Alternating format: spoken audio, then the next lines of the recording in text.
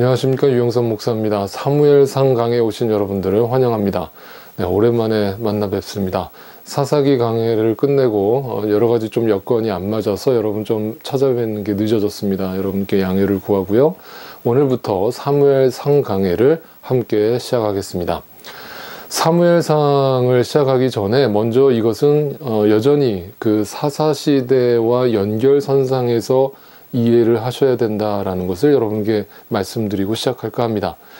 사무엘상의 개요를 먼저 간단하게 살펴드리고 그리고 본론으로 1장을 바로 들어가도록 하겠습니다. 자, 우선 사무엘상에 등장하는 인물들은 아주 이제 대표적인 너무나 유명한 인물들이 등장하게 되는데요.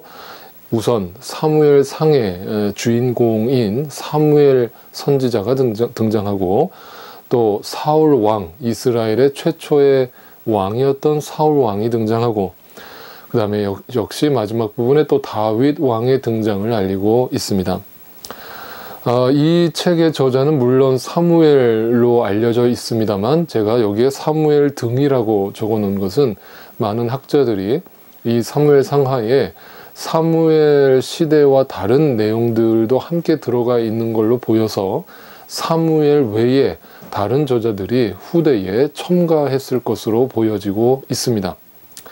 세 번째 기록 목적을 보면요. 기름 부음을 받은 자, 즉 메시아라고 하는 그 단어가 그 메시아란 말이 처음으로 사용되어지는 책입니다. 그래서 메시아 사상의 전파와 그 유래를 구약 성경의 전통과 또 신약과 모든 성경의 그런 줄거리를 통틀어서 그것을 전파하고 유래를 설명하고 있다. 이렇게 이해하시면 되겠습니다. 마지막 네 번째 사무엘서의 위치를 보면요. 이 사무엘서는 옛시대, 다시 말하면 모세와 여호수아로 말미암는 출애굽 1세대와 2세대가 끝난 뒤에 오는 새 시대 또는 다른 세대, 다윗과 예수를 연결해주는 그 중심고리 역할을 하는 굉장히 중요한 책이기도 합니다. 사무엘은 일종의 침례자 요한의 역할을 한다고 볼 수도 있습니다. 마치 예수 그리스도께서 이 땅에 오시기 전에 침례자 요한이 바로 그 길을 예비하는 자로 존재했던 것처럼 사무엘서는 오늘 우리에게 그 메시아가 우리에게 오게 되는 그 배경과 그 기름 부음 받은 자가 등장하게 되는 그 이유를 역사적으로 또 하나님의 메시지를 담아서 우리에게 설명하고 있습니다. 자, 이 정도로 간단하게 개요를 살펴본 다음에 이제 본론으로 한번 들어가 보겠습니다. 자, 이 사무엘서의 가장 너무나 유명한 스토리가 바로 1장에서 등장을 하는데요. 바로 한나의 기도입니다. 1장의 이 한나의 기도에 대해서 우리가 너무나 잘 알고 있다라고 생각하는 그 이유는 이 스토리를 단순하게 아이를 못 낳은 한 여자가 그 아이를 갖게 해달라고 하나님 앞에 간절하게 기도를 했고 그 기도를 하나님께서 결국에 응답하셔서 그 간절히 기도하는 사람의 기도를 오늘도 하나님이 반드시 응답하신다라는 전혀 성경과 관련 없는 이야기는 아닙니다만 상당히 기복적인 또 기도 응답이라는 주제에만 포커스가 맞춰져 있는 사실은 우리가 그동안 이 스토리를 왜곡되게 해석되어 왔다는 것을 먼저 인정하고 이 이야기를 저와 함께 다시 한번 살펴보기를 원합니다. 그래서 이 사무엘서는 1장의 그 한나의 기도는 두 가지 질문을 던져보면서 시작해 볼 필요가 있습니다. 첫 번째, 과연 이 한나의 기도의 내용은 아이를 갖지 못한 여자가 기도해서 응답받은 이야기를 우리에게 전해주고 있는 것인가? 두 번째 질문은 그렇다면 왜 사무엘서의 가장 처음에 1장에 이 아이를 못 낳는 여인의 슬픔의 이야기를 성경이 이야기하고 있는가? 이 두 가지 질문을 우리가 던져보면서 오늘 본문을 구체적으로 자세하게 살펴보도록 하겠습니다. 자, 먼저 이 이야기를 해석하기 전에 이 한나의 가지고 있는 그 슬픔이 도대체 어떤 슬픔이었는가를 좀 한번 살펴보고 시작을 해볼까 합니다. 15절입니다. 한나가 대답하였다. 제사장님, 저는 술에 취한 것이 아닙니다. 포도주나 독한 술을 마시는 것이 아닙니다. 다만 슬픈 마음을 가눌 길이 없어서 저의 마음을 주님 앞에 쏟아놓았을 뿐입니다. 자, 여기서 등장하고 있는 그 슬픔이라는 그 감정의 고백은 단순하게 아이를 못 낳은 여인의 슬픔이기보다는 그 시대 전반적인 슬픔을 묘사하고 있는 단어다라고 우리가 먼저 전제를 하고 이 이야기를 들어가 보면 이해가 되는데, 왜 그런가 하면 제가 거듭 말씀드리지만 앞에 우리가 살펴봤던 룻기도 그렇고 이 사무엘서도 그렇고 전부 다 우리가 그 전에 살폈던 사사기의 시대 속에 지금 이 이야기가 펼쳐지고 있다. 그렇다면 단지 이 슬픔의 이야기로 사무엘서가 시작한다는 것은 그냥 한 여인의 아이를 낳지 못한 슬픔이라기보다는 그 속에 더 깊은 메시지가 담겨 있는 것이다 라고 전제를 하고 이 내용을 읽어보면 좋겠습니다. 자, 먼저 그 1절과 2절의 내용을 보면 그 족보가 등장을 합니다.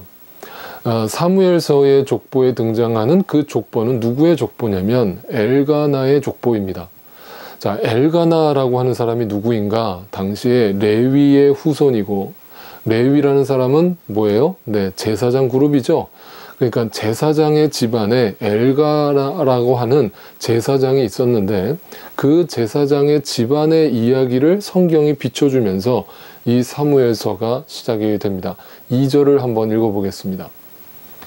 엘가나에게는 두 아내가 있었는데 한 아내의 이름은 한나요, 또 아내의 이름은 분인나였다. 분인나에게는 자녀들이 있었지만 한나에게는 자녀가 하나도 없었다. 성경이 굉장히 자주 사용하고 있는 어떤 그 문장의 구조가 있습니다. 그거를 병치 구조라고 하는데요. 쉽게 말하면 이겁니다. 앞에 뭐가 있고 라는 단어가 먼저 나오고 그 다음에 뒤에 누구는 없고 라는 단어가 나옵니다. 그러니까 성경 기자가 이 병치 구조, 있고 없고를 비교하면서 사실은 이 없고의 내용을 강조하기 위해서 앞에 있는 것을 이야기하는 것이죠.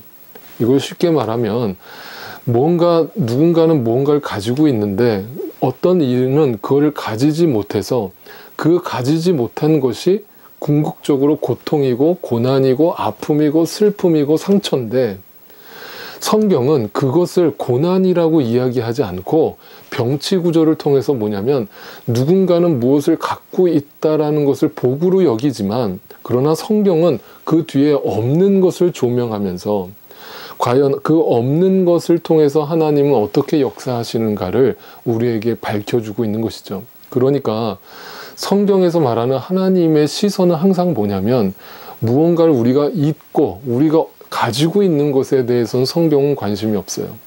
여러분이 무슨 재능을 가지고 있거나 어떤 돈을 많이 가지고 있거나 건강을 가지고 있거나 지식을 가지고 있거나 여러분이 이 세상에서 자랑할 만한 무언가를 가지고 있는 것이, 세상 사람들은 그것을 칭찬할 수 있고 세상 사람들은 그걸 높이 평가할 수 있지만 성경은 그거를 있고 없고의 관점에서 없고를 더 중요하게 여긴다. 결과적으로 우리 크리스찬이 된다는 것은 그 있고의 삶에서 없고의 삶으로 넘어가야 한다. 그래서 때로는 하나님이 일부러 우리에게 없는 삶을 허락하신다. 그래서 우리에게 때로는 고통, 무언가를 뺏어가시고 무언가를 가져가셔서 이 세상에서 그것이 고통인 줄 알지만 그 고통을 통해서, 나의 약함을 통해서, 나의 낮아짐을 통해서, 나의 죽음을 통해서 무언가를 풀어가려고 하시는 하나님의 메시지를 비로소 듣게 된다. 그러므로 그래서 고난이 변장된 축복이라고 얘기하는 이유는 무언가를 가지고 있는 것에 대해서 더 이상 갈망하지도 말고 열망하지도 말고 부러워하지도 말고 그거를 간구하지도 말고 없는 것에 대해서 왜 없는가, 왜 없어졌는가, 거기에는 어떤 하나님의 뜻이 있는가를 집중해 보라라는 성경의 초청입니다. 그리고 3절을 보니까 엘가나는 매년 한 번씩 자기가 사는 성읍에서 실로로 올라가서 만군의 주님께 경배하며 제사를 드렸다. 그곳에는 엘리의 두 아들인 홈니와 비느하스가 주님의 제사장으로 있었다. 네, 앞에 바로 그 엘가나의 집안에 분인나에게는 있었던 것이 한나에게는 없었던 그 자식을 병치 구조로 설명하다가 3절에 가서 또 뭐라고 얘기를 합니까? 네, 엘리 제사장의 두 아들이 있었다. 그러니까 세상 사람들은 다 가지고 있죠. 네, 다 가지고 있는 것을 누구만 지금 없어요? 한나만 없는 거예요. 그래서 그 한나의 없음을 더 성경이 강조하고 그걸 더 크게 부각시키면서 과연 그것이 어떤 메시지가 담겨 있는가 우리에게 궁금증을 자아내게 성경이 우리를 이끌고 있는 것입니다. 4절을 또 읽어보면 엘가나는 제사를 드리고 나서는 늘 아내 분인나와 그가 낳은 모든 아들, 딸에게 재물을 각각 한 몫씩 나누어 주곤 하였다. 그런데 5절에 그러나 한나에게는 두 몫을 주었다. 비록 주님께서 한나의 태를 닫아 놓으셨지만 엘가나는 한나를 사랑하였다. 그 남편은 그 분인나는 이제 실질적으로는 첩이고 실제로 본처는 한나죠. 비록 자식을 낳아준 그 첩 분인나를 그에게도 한 몫을 떼어주었지만 자신이 더 마음을 두었던 여인은 누구냐면 한나라고 성경이 밝혀줍니다. 그래서 한나에게는 두 몫을 주었다. 몫을 2배로 떼어주었다. 그래서 그 사랑을 각별한 사랑을 표현한 것이죠.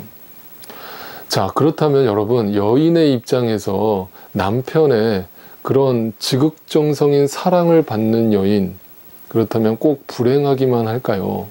그렇죠?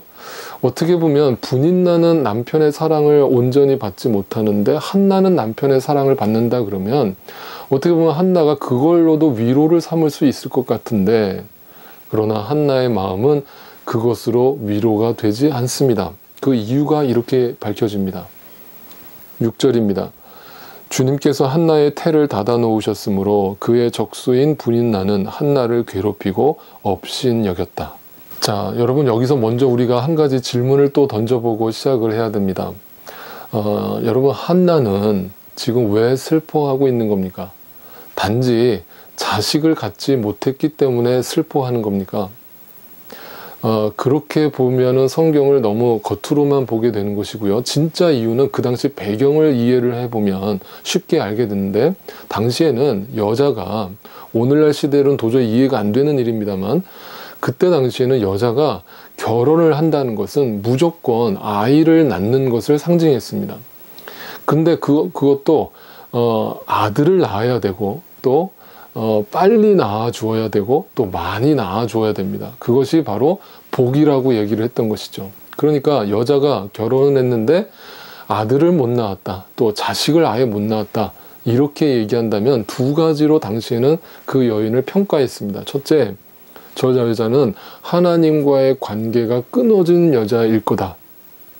두 번째, 그 여자는 하나님으로부터 저주를 받은 여자일 거다. 자, 그러니까 이 분인나가 첩인 여자가 본처를 괴롭히고 못살게 굴 수 있었던 배경은 뭐냐면, 아무리 그가 나보다 지위가 높다 하더라도 여자의 몸으로 결혼을 했는데 자식을 못 낳는다는 이유 하나만으로 그는 하나님으로부터 저주받은, 하나님과의 관계가 끊어진, 그런 정말 인간 취급을 받지 못하는 그런 시대 속에 있었던 것이죠. 그러니까 한나가 단순히 아이를 못 낳아서 괴로웠다라기보다는 무엇 때문에 괴로웠겠습니까? 정말 내가 하나님으로부터 저주를 받았나? 정말 내가 하나님으로부터 하나님과 나의 관계가 끊어졌나? 하나님이 나를 버리셨나? 우리가 때로는 오늘날도 마찬가지로 어떤 누구에게 고난이 닥치거나 어려운 일이 계속 발생하면 사람들을 보는 시선이 불편해지기도 합니다. 왜? 사람들이 말은 직접 대놓고 안 하지만 저 사람이 계속 저런 고난이 오는 이유는 뭔가 하나님한테 잘못했기 때문일 거야. 뭔가 하나님의 마음에 어긋났기 때문일 거야. 그래서 하나님이 저 사람을 심판하는 걸 거야. 라는 식으로 고난이라는 거를 단순하게 하나님과의 관계가 끊어진 걸로 바라보고 정죄하는 그런 사람들이 오늘날도 있죠. 그러니까 이 한나의 마음이 괴로운 것은 바로 그것 때문입니다. 네, 내 자식이 없는 것도 2차적인 문제고, 그것으로 인해서 사람들한테 하나님과의 관계가 끊어진 것에 대한 오해를 받고 그 저주를 퍼부은 것을 받을 때 얼마나 그 마음이 찢어지게 아팠겠어요. 네, 그런 한나의 마음을 이해해 볼 때 한나가 어떻게 해야 되겠어요? 그러니까 하나님께 나아가서 엎드리는 거죠. 7절입니다. 이런 일이 매년 거듭되었다. 한나가 주님의 집으로 올라갈 때마다 분인나가 한나의 마음을 늘 그렇게 괴롭혔으므로 한나는 울기만 하고 아무것도 먹지 않았다. 자, 한나의 마음은 그냥 단지 그 욕을 먹었기 때문이 아니라 완전히 하나님과의 관계가 끊어진 것 같아서 괴로워서 하나님 앞에 나아갔습니다. 여러분, 이게 중요한 거가 여기 있어요. 정말 한나가 하나님과의 관계가 끊어진 사람이었다면 그 고난 가운데 하나님 앞에 나아갔겠습니까? 안 나갔겠죠. 네. 그래, 니들이 말하는 것처럼 나 하나님과 관계가 끊어진 사람이야. 그래서 하나님이 나 저주하셨나 봐.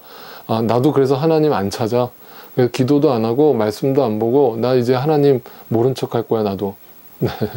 하나님께 투항을 하고 하나님과 대항하는 그런 사람들을 간혹 봅니다. 그런데 한나는요, 그런 모욕을 받고 그런 온갖 비난의 소리를 들으면서도 주님 앞에 나아가서 엎드렸습니다. 그거는 한나가 근본적으로 하나님과의 관계가 끊어지지 않았다는 것을 증거하는 것이었고, 한나가 그것에 엎드렸던 근본적인 이유도 그 관계를 더 친밀하게 갖게 하기 위함이었습니다.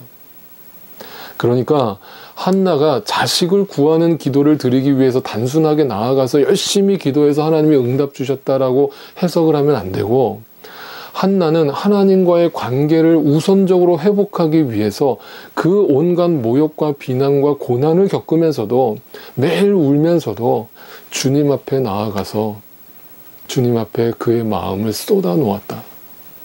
네, 그것이 한나의 기도인 것이죠. 자, 그런데 7절을 다시 보시면요, 여기 주님의 집이라는 단어가 나오고 그 뒤에 그 주님의 집에서 한나가 먹을 것을 먹지 않았다라고 얘기합니다. 다시 말하면 금식을 했다는 것이죠. 그러면 저희 교회 성도님들은 이 말뜻을 이제 알아들으실 겁니다. 금식이라는, 성경에서 말하는 금식이 뭐라고 그랬습니까?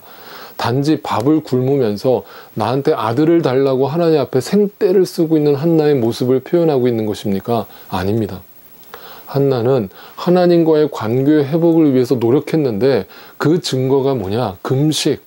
하나님 앞에서 자신을 죽였다 이 말이에요.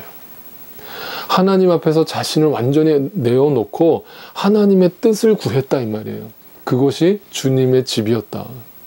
거기가 엘베델, 야곱이 광야에서 돌베개를 베고 자면서 그곳에서 하나님을 만남으로 여기가 베델이다, 여기가 나와 하나님이 함께 하시는 곳이다 라고 부르짖었던 그 하나님의 집을 금식을 통해서 설명하고 있는 것이죠. 그런데 8절에 그럴 때마다 남편 엘가나가 한나를 위로하였다. 여보, 왜 울기만 하오? 왜 먹지 않으려 하오?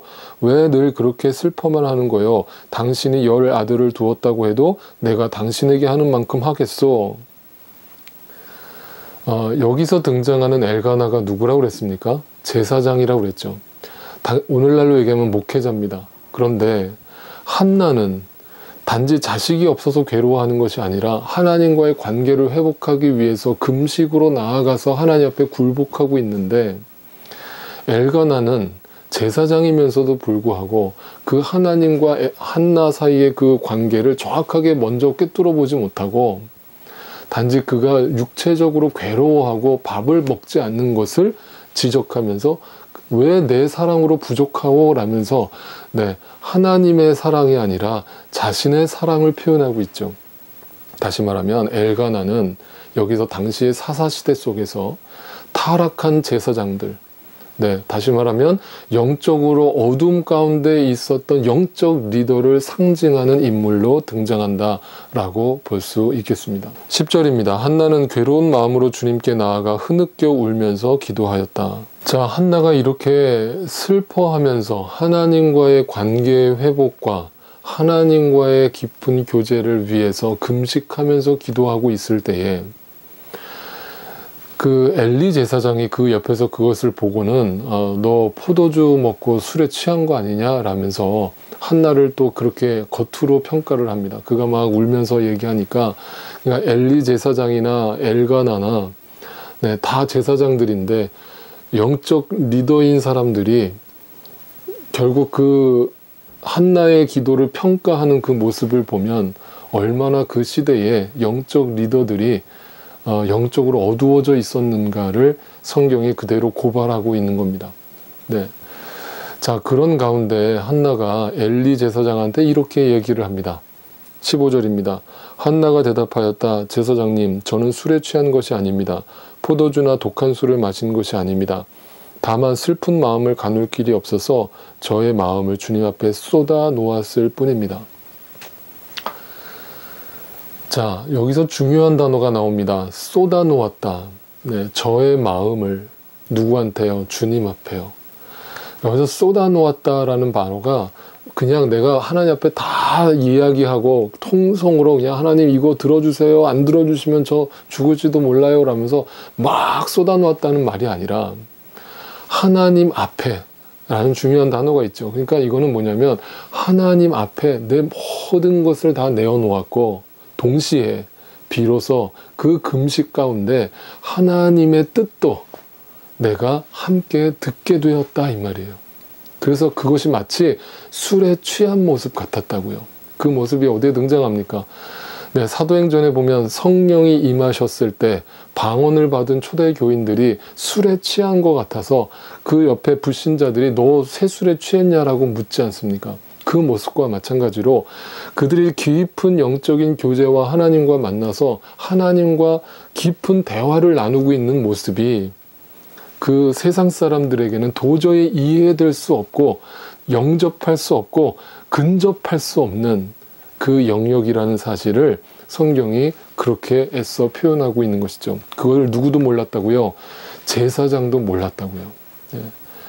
그러니까 영적 리더자인 사람들조차도 이 하나님과 한나의 깊은 교제를 전혀 알지 못하고 그것을 술에 취한 걸로 오해를 하는 이런 해프닝이 벌어지고 있었습니다. 자, 그렇다면 도대체 그렇게 하나님과 한나의 마음이 하나가 되어서 하나님과 깊은 기도를 드렸던 마치 술에 취한 것처럼 기도를 드렸던 그 모습의 기도가 어떤 기도였길래 네, 그 기도의 내용을 성경은 구체적으로 밝혀주고 있습니다. 한나의 기도입니다. 11절입니다. 한나는 서원하며 아뢰었다. 만군의 주님, 주님께서 주님의 종의 이 비천한 모습을 참으로 불쌍히 보시고 저를 기억하셔서 주님의 종을 잊지 않으시고 이 종에게 아들을 하나 허락하여 주시면 저는 그 아이의 한평생을 주님께 바치고 삭도를 그의 머리에 대지 않도록 하겠습니다. 자, 여러분, 이 구절이 그냥 우리가 그냥 아주 아무 생각 없이 읽으면 한나가 하나님 앞에 서원 기도를 드리고 그 기도를 응답해 주시면 그 아이를 하나님께 드리겠다고 또 삭도를 대지 않겠다, 머리를 자르지 않겠다 라고 이렇게 서원 기도를 드렸구나. 그래서 하나님이 응답하셨구나. 그렇습니까? 여러분, 여기서 한나의 기도에 좀 뭔가 이상한 점을 발견하지 못하셨습니까? 여기서 보면 한나가 그토록 만약에 자식을 얻는 것이 그가 그렇게 금식을 하고 애골복골 하나님 앞에 기도하는 목적이었다면 뭐라고 기도해야 됩니까? 하나님, 아들을 꼭 주십시오. 그래서 저 분인나의 저 교만함과 분인나가 나를 괴롭힌 것을 내가 복수하게 해주십시오.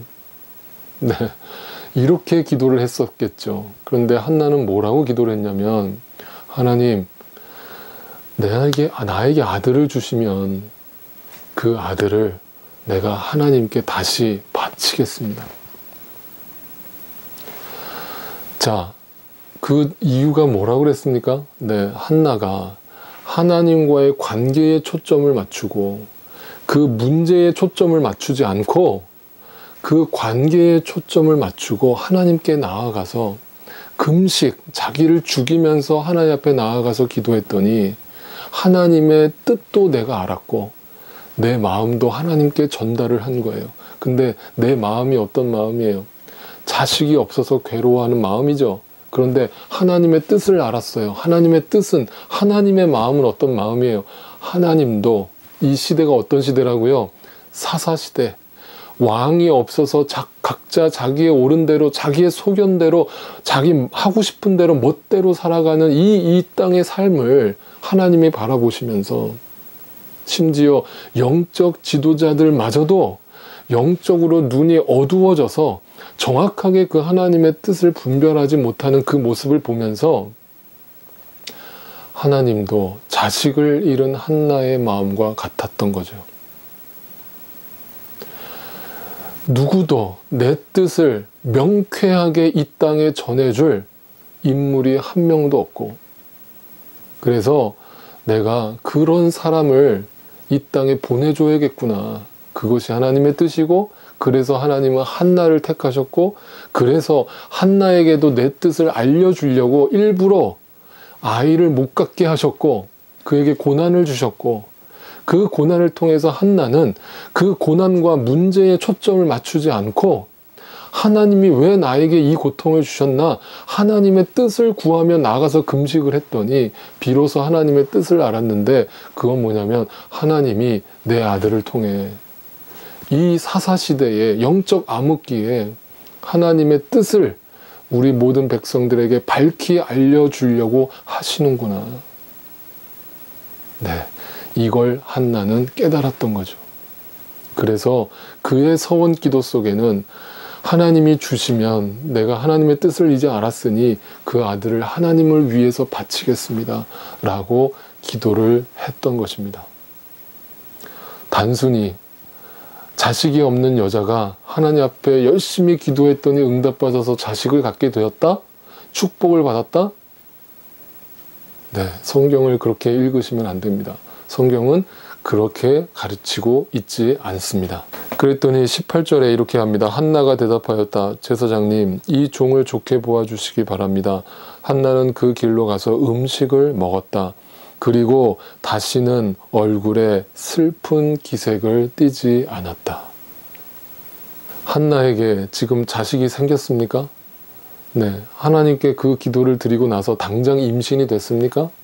문제가 해결됐습니까? 그런데 왜 그 슬픈 기색이 사라졌습니까? 무엇 때문이죠? 하나님의 뜻을 알았기 때문이고, 하나님의 뜻을 분명히 알았기 때문이고, 그 하나님의 뜻을 통해 내 삶을 하나님 앞에 드리고, 내 자식도 하나님 앞에 드리고, 하나님 앞에 온전히 굴복되어지고 낮아지고 죽어버린 그 상태가 되고 나니까 더 이상 이 땅의 문제를 그것 때문에 울 일이 없어지는 거죠. 이제는 기뻐서 울 일만 남았겠죠. 이것이 바로 한나의 기도의 메시지입니다. 사랑하는 여러분, 이 사무엘서를 시작하면서 오늘 우리의 삶을 그대로 한번 돌이켜보고 적용을 해봅니다. 우리의 삶에도 분명 한나와 같은 어려움과 고난이 닥칠 수 있습니다.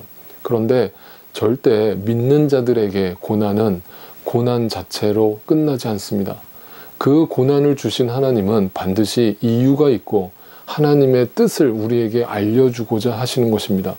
그렇다면 우리가 해야 할 일은 한나처럼 하나님께 단지 그 문제를 해결해 달라고 나아가서 기도하는 것이 아니라 하나님과의 관계 회복, 하나님의 뜻을 구하는 기도, 그러기 위해선 내 뜻을 꺾고 금식을 하고 하나님 앞에 죽어버린 나를 하나님 앞에 내어놓을 때 비로소 하나님과 나의 뜻이 통하게 되고, 그걸 발견한 자는 기도가 얼마나 즐거운 시간이고 그 기도 시간이 얼마나 행복한 시간이고 하나님과 그 깊은 영적 교제를 나아가는 그 시간을 그 어떤 시간과도 바꿀 수 없는 네, 그 복을 누리며 살게 되는 것입니다. 여러분, 우리 모두가 한나처럼 그 하나님의 고난을 바르게 해석할 수 있는 영적인 눈이 뜨여지기를 원하고, 그 기도를 통해 하나님의 뜻과 내 뜻이 만나서 깊은 교제 가운데 들어가는 저와 여러분의 삶이 되기를 주님의 이름으로 축복합니다. 모든 시선을 주님께 드리고 전능하신 하나님